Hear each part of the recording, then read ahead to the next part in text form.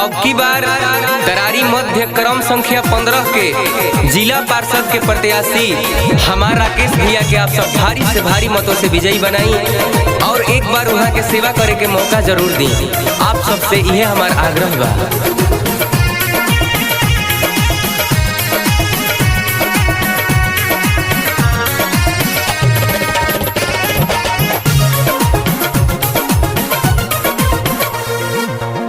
मांगिले आशीष चाची छू के चरनिया,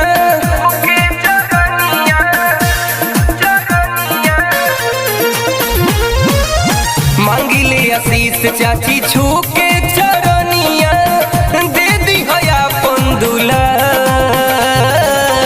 वोट मांगे बेटा बा तोहार ए चाची हो, वोट मांगे बेटा बा तोहार, वोट मांगे बेटा बा तोहार ए चाचा हो, वोट मांगे बेटा बा तोहार।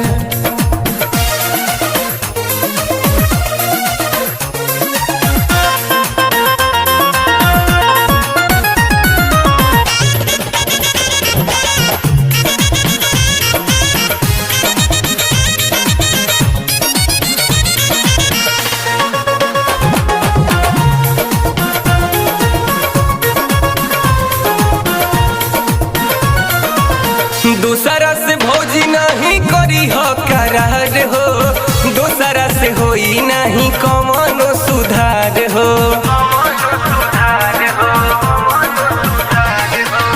दूसरा से भौजी नहीं करी हो करार हो, दूसरा से होई नहीं कौनो सुधार हो।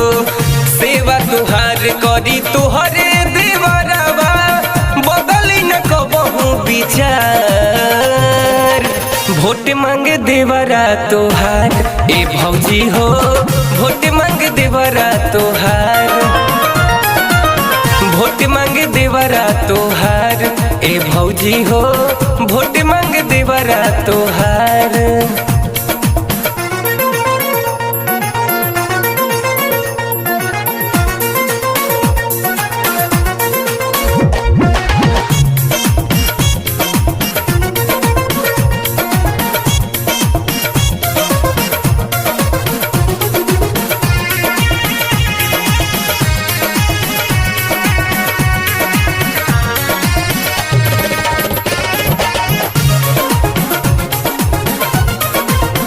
भैया राकेश अइले तोहरे दुआर हो, अर्जी करेले अर्जी कल स्वीकार हो।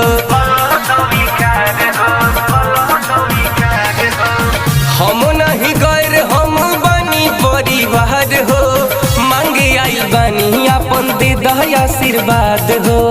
कर एतबार आई सुनर समैया, करो सबके सपना साकार। वोट मांगे भाई तोहार ए भैया हो, वोट मांगे भाई तोहार, वोट मांगे भाई तोहार ए बहिनी हो।